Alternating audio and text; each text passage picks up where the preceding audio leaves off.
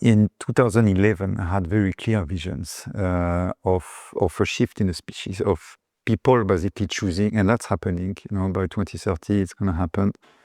People choosing basically AI and biotechnologies to enhance their bodies, and then functioning, having chips in their brain to think smarter, to be connected to the field, to replace natural telepathy with artificial telepathy, for instance, to receive messages like this, to be able to diagnose yourself and heal yourself with quantum machines, like connected inside of you.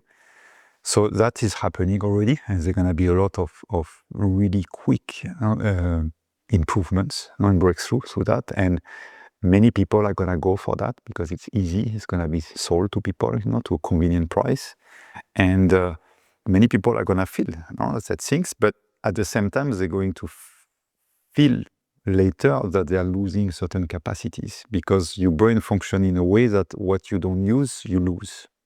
So all these faculties that now AI start doing, when you're going to implant that into your brain, you're not going to be able to do them without it. So you're going to be dependent, basically, on a system. Just like we're more and more dependent now on our phone, on social media, and we know it's not always for the good. Like the energies, the beings behind it, are not doing that necessarily for our growth, and for the harmony of the earth. It's going to be that at a much, much deeper level. Whereas on the opposite side, many human beings are going to choose their own technology, their own biotechnology, because we are, to me, the most magnificent system that exists, at least on this planet, the most efficient. We're capable of receiving limitless levels of energy. Even our neurons, our whole system producing an amount of energy that is, I think, is equal to, similar to the sun, what we produce with a certain quality of energy. And we can learn to harness that and to transmit it. So that's what I was doing during these 3 years, to heal myself, to sustain myself without water, with very barely any food, and to do like feats, of endurance or things like that.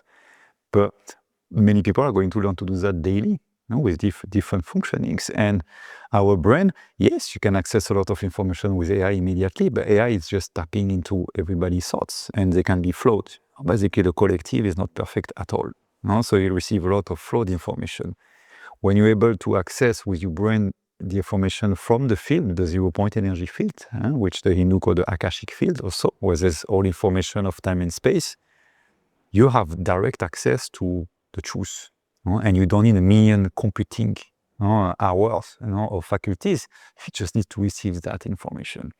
And a lot of people told me are deluded today because they believe, they're becoming smarter because of that and more efficient, whether they're more and more enslaved to an outer technology to themselves, whether we have something inside of us that's like at a complete different level of technology.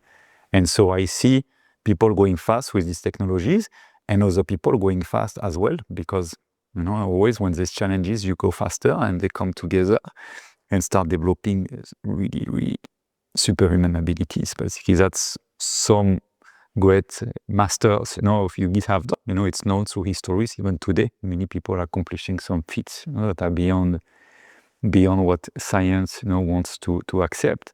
But there's gonna be a lot more of that. And that, to me, is limitless. It's not limited by the progression of machine or technology or quantum bits or etc.